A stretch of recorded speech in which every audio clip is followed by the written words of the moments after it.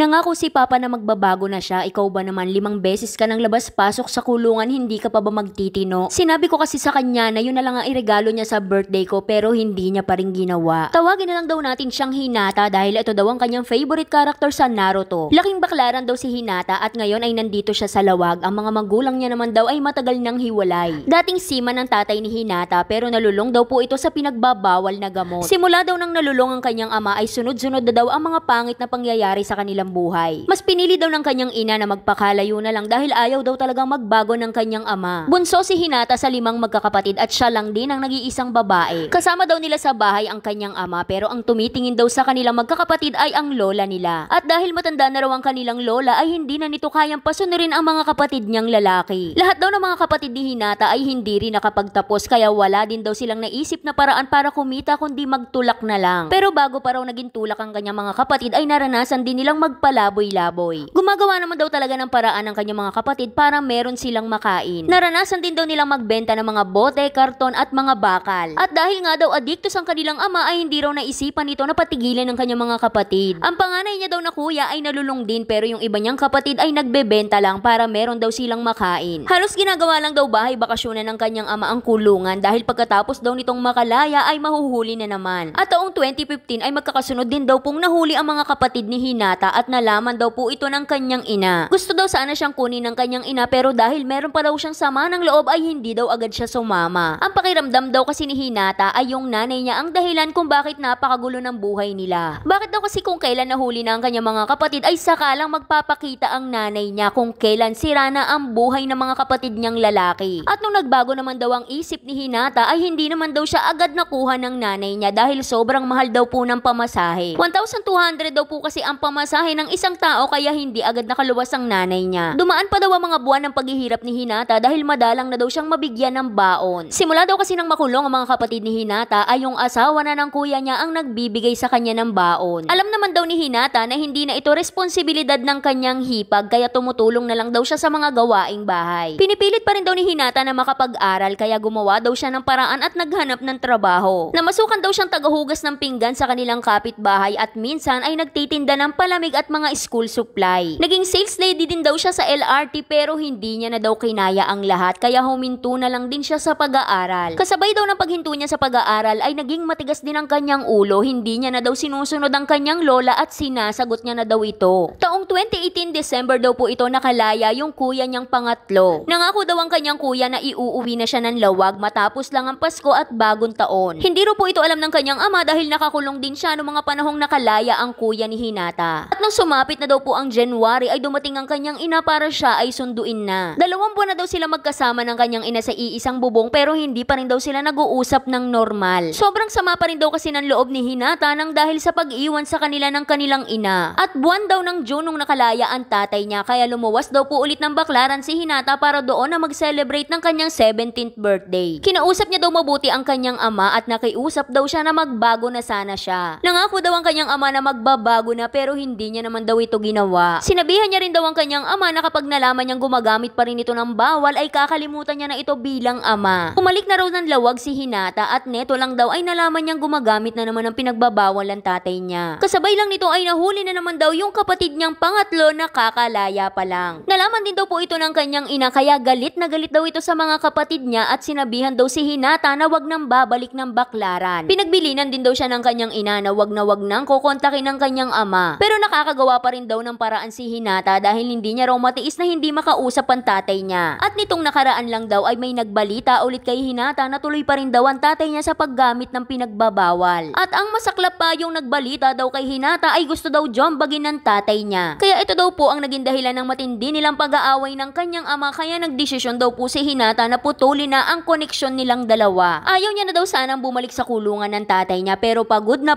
daw si Hinata sa pag-intindi ng ganitong eksena. Sana po ay mapili ang aking kwento dahil isinulat ko po ito nung ako ay nag-aaral pa pero ngayon po ay nakagraduate na ako kaya sana mapili na. Mag-18th birthday na po ako pero hindi ko pa rin po siya kinakausap. Hanggang dito na lang Ate Charis. Hindi ko masasabing tama tama na hindi mo muna kinakausap yung tatay mo. Dahil dalawa yung pwedeng mangyari. Una dyan, lalo siyang magrebelde at lalo siyang gumamit ng mga pinagbabawal. Pangalawa, pwede ring ma-realize niya na ay pag tinuloy ko pa rin yung bisyo ko baka mawala na sa akin yung anak ko. Kaya siguro ang maipapayo ko lang sa'yo ay huwag ka mapagod na magpaliwanag sa tatay mo at sa mga kapatid mo. Na hindi lang naman ito yung pwede nating pagkakitaan, nasa atin ang pagbabago, wala sa ibang tao. Alam naman natin na kahit anong pangaral pa yung sabihin natin sa kanila, kung ayaw naman talaga nila magbago, wala naman talaga tayong magagawa. Pero at least yung parte mo bilang anak at mga kapatid sa kuya mo ay magampanan mo. Huwag ka magsawa at sumubok na makiusap sa kanila para sa pagbabago. At para sa mga gustong sumulat, dito lang po yan sa ating Facebook page na Saycarp. Huwag kalimutan mag-follow para updated ka araw-araw. Kaya happy birthday muna kay Kathleen Kudyamat. Shoutout na rin kay Ana Marie, Fevy, Rose Boyko Limpango. Kaya yun lang. Like and share para alam mo kung bakit naging favorite ko na yung ube. Bye-bye!